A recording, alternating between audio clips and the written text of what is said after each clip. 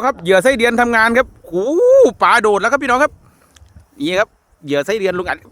ทำงานแล้วครับหลังจากเรารอมานานครับนะครับเตรียมตักได้เลยครับพี่น้องครับโดดแล้วครับเนี่ยกี่กระเดียนปะปะโอ้ยหลุดว้ายหลุดไปแล้วครับ หลุดแล้วพี่น้องครับวิ่งกืดเลยครับโอ้ยโดดด้วยมั้งหัน